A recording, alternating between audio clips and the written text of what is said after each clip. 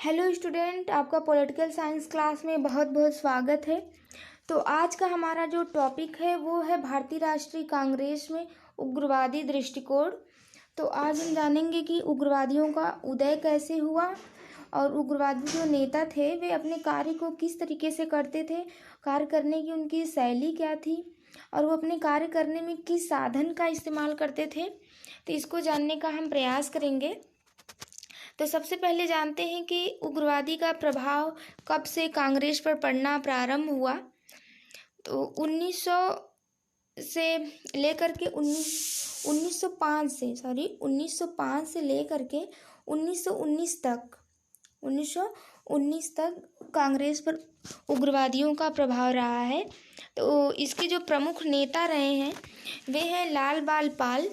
तो लाल का मतलब यहाँ पर है लाला लाजपत राय और बाल का मतलब है बाल गंगाधर तिलक और पाल का मतलब है बिपिन चंद्र पाल और इसके साथ साथ अरविंद घोष भी रहे हैं।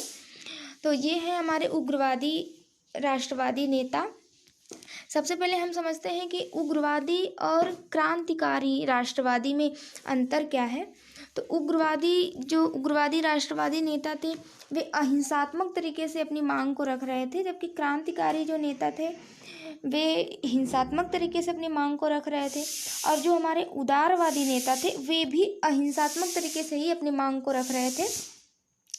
लेकिन जो उदारवादी नेता थे उनका जो साधन था मांगने का, अपनी मांग को रखने का या फिर मांगने का, वो था प्रार्थना पत्र के जरिए कर रहे थे या फिर स्मरण पत्र के जरिए अपनी मांग को रख रहे थे या प्रतिनिधि मंडल बैठा रहे थे। लेकिन जो हमारे उग्रवादी राष्ट्रवादी नेता थे उनके जो साधन थे किसी मांग को मांगने का, वो प्रदर्शन करना, हड़ताल करना या फिर बहिष्कार करना, ये साधन थे। तो जो उदारवादी के तुलना में उग्रवादी का जो साधन था वो ज़्यादा उग्र था, इसीलिए इनको उग्रवादी राष्ट्रवादी नेता कहा गया है। क्योंकि जो हमारे उदारवादी नेता थे वे जो भी मांग करते थे वे संवैधानिक तरीके से मांग करते थे, संवैधानिक तरीके से करते थे। लेकिन जो हमारे उग्रवादी नेता थे वे संवैधानिक तरीके से ना करके बहिष्कार करते थे और स्वदेशी अपनाने की मांग करते थे और हड़ताल करते थे, प्रदर्शन करते थे। वे संवैधानिक तरीकों पर को नहीं मानते थे, इसलिए इनको उग्रवादी कहा गया। लेकिन जो हमारे क्रांतिकारी नेता थे वे हिंसा पे उतर आए थे, वे हिंसात्मक तरीके से अपनी मांग को रखते थे। जैसे हमारे चंद्रशेखर आज़ाद थे, भगत सिंह थे, ये लोग क्रांतिकारी नेता थे। जबकि जो हमारे लाल बाल पाल हैं और अरविंद घोष हैं ये हमारे उग्रवादी नेता हैं। उदारवादी क्रमिक रूप से सुधार चाहते थे। जो उदारवादी हमारे नेता थे वे अचानक भारत में परिवर्तन नहीं करना चाहते थे। लेकिन जो हमारे उग्रवादी नेता थे वे क्रमिक सुधार में विश्वास नहीं करते थे, वे ब्रिटिश के संवैधानिक तरीकों में विश्वास नहीं करते थे। लेकिन जो उदारवादी थे वे संवैधानिक साधनों के में विश्वास करते थे। और लेकिन जो उग्रवादी थे उनका संवैधानिक साधनों के प्रति अविश्वास का भावना था उनके मन में, वे संवैधानिक तरीकों को नहीं मानते थे।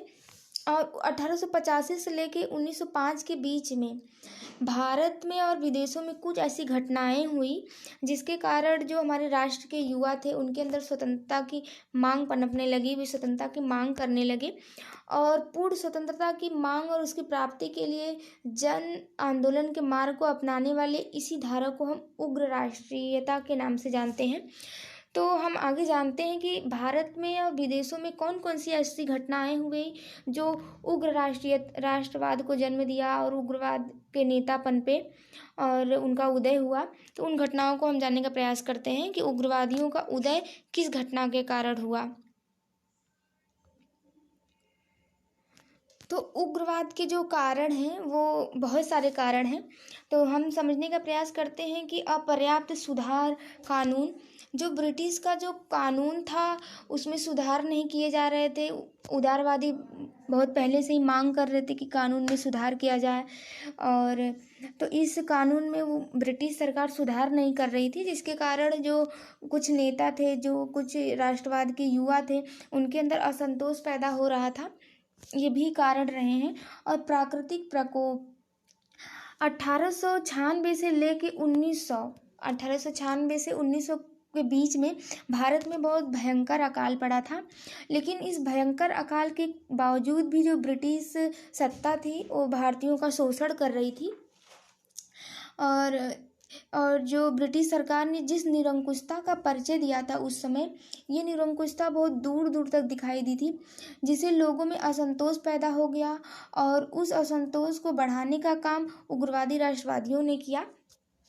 और आर्थिक असंतोष और भारतीयों के साथ दुर्व्यवहार, पश्चिमी क्रांतियों का प्रभाव।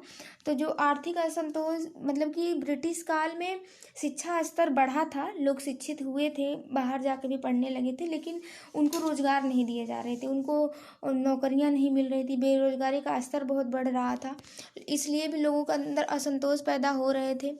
ये भी कारण था उग्रवादी को जन्म देने का। और भारतीयों के साथ दुर्व्यवहार हो रहा था, उनके साथ भेदभाव किया जा रहा था, ये भी कारण था। पश्चिमी क्रांतियों का प्रभाव भी पड़ा उग्रवादियों को मतलब जन्म देने का।